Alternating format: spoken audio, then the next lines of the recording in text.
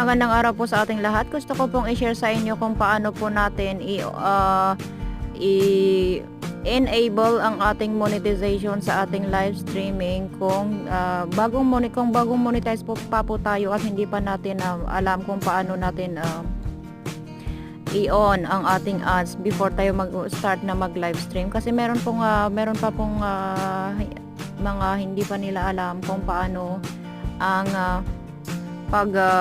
pag-monetize ng kanilang live streaming before sila mag-start, kaya wala po silang ads. Kung may pumapasok ay hindi nila makikita na may ads ang kanilang live stream. So para po sa kaalaman ng lahat,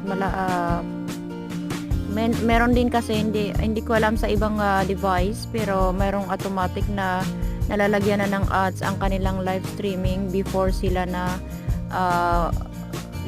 mag-start, ay automatic na po na may ads na yon. Pero sa iba po kasi kailangan pong i-on mo muna ang ads ng iyong live streaming bago mag-appear doon sa iyong live stream pag nag-start ka ng mag-live. So kung hindi pa po natin alam, makakatulong po ito na tutorial po. So manood po tayo. Ang ipapakita ko po sa inyo kung paano.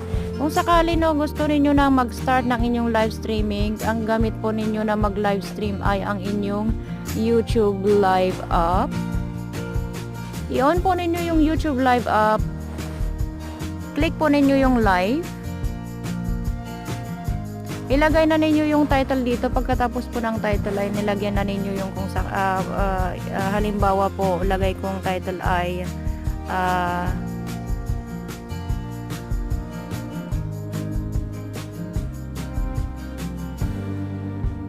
ayan, lagyan ko na lang po ng title para mas madali. Ayan, so location po, lagyan na natin ng location.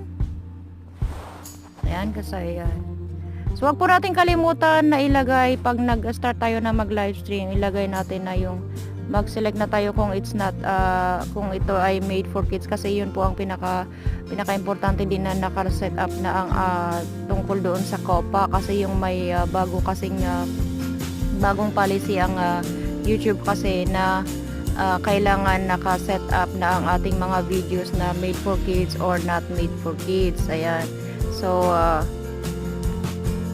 kung paano po ninyo ipapamonetize ang inyong live streaming bago kayo mag-start ng inyong live para may mag-appear po na ads sa ating live pag may papasok po, ay dito po sa Learn More.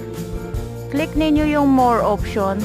Magpapakita po doon yung Advanced Settings. Dito makikita po ninyo meron po siyang Enable Monetization. So pagkatapos po ninyong i-click yung Enable Monetization, click niyo yung Enable Monetization, dapat naka-blue na siya para sigurado na meron ng ads ang inyong live stream bago kayo mag-start. Balik po kayo dito at doon na po dito na po i-click na ninyo yung next. Ayan po. Ganun lang po kadali ang pag-on ng inyong ads before kayo mag-start ng inyong live streaming para po sa inyong live streaming sa susunod na inyong pag-live. Pag hindi pa ninyo po alam kung paano po ang paglagay ng ads sa inyong mga live stream. Maraming salamat po at sana nakatulong ang video na to sa inyo para sa mga bago pong monetize or sa mamomonetize pa lang po na hindi pa alam kung paano po ang pag-monetize ng kanilang mga videos.